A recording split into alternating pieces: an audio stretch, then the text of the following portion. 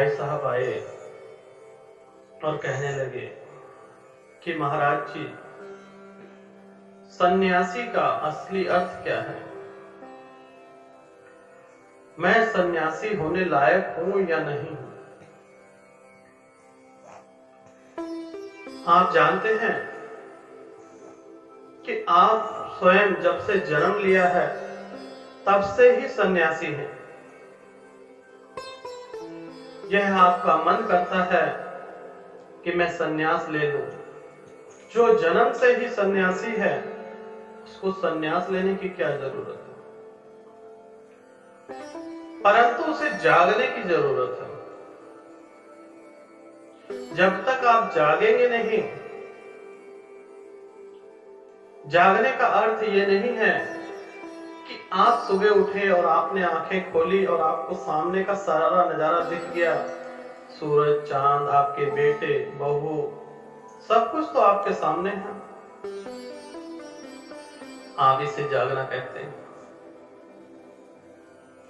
जागने का अर्थ है अंतरात्मा में जागना, अपने जो 7 मंजिला मकान है आपके, उनके भव्य दर्शन करना।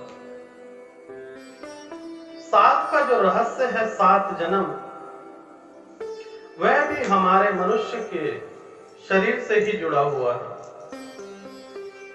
जिसे हम 7 जन्मों का बंधन कहते हैं, वह एक जन्म में भी पूरा हो सकता है। 7 जन्मों तक आपको अपनी पत्नी के साथ क्यों बांधा जाता है? परंतु आप समझते हैं कि एक मंजिला मकान है, एक फ्लोर का मकान है और इसी में जीवन व्यतीत कर देते हैं। जब तक आप जागोगे नहीं, आप सोएं, आपका शरीर सो जाए, परंतु आपकी अंतरात्मा जागती रहती है। जिस दिन आपकी अंतरात्मा जाग जाएगी, उस दिन आपका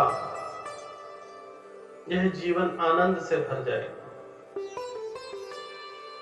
सभी आनंद को प्राप्त करना चाहते हैं, परंतु कुछ त्याग नहीं करना चाहते।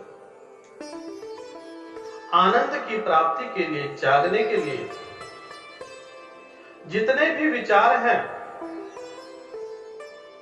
उनको आने दीजिए। ध्यान मुद्रा में बैठ जाइए। विचारों की चलते ही रहेंगे, विचार पे विचार, विचार पे विचार आने दीजिए। चाहे गंदे विचार हैं, चाहे अच्छे विचार हैं, निरंतर उनको ग्रहण कीजिए। दिन प्रतिदिन विचार धीरे धीरे कम होते जाएंगे और धीरे धीरे करके आप शून्य तक पहुंच जाएंगे। जो आपकी श्वासों की माला है, इस पर ध्यान दीजिए। असली सन्यासी का अर्थ है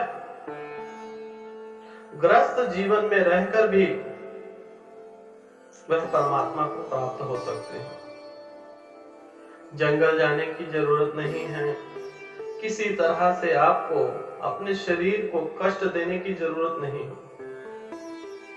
जितना ज्यादा आप अपने शरीर को कष्ट देंगे,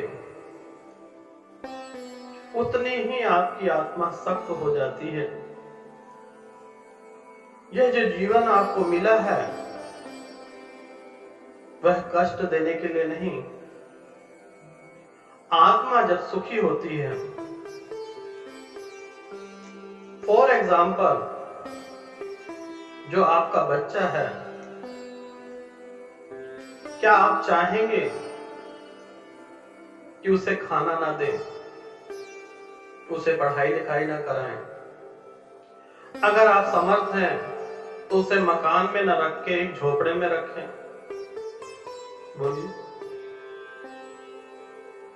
तो आपने ये कैसे सोच लिया कि परमात्मा ने जो हमें आत्मा स्वरूपी एक बूंद दी है, उसे वह कष्ट में रखना चाहते हैं?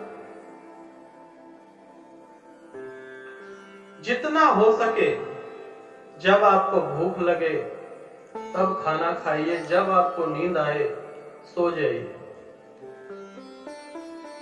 जितना खुश रहेंगे, जितना आनंद पूर्वक रहेंगे, उतने ही परमात्मा हमसे संतुष्ट होते हैं। अन्यथा 84 में फिर से कट जाओगे। आत्मा ना तो मरती है, ना तो जलती है, ना कटती है। ना तो आत्मा को कोई मार सका है और ना मार सकेगा।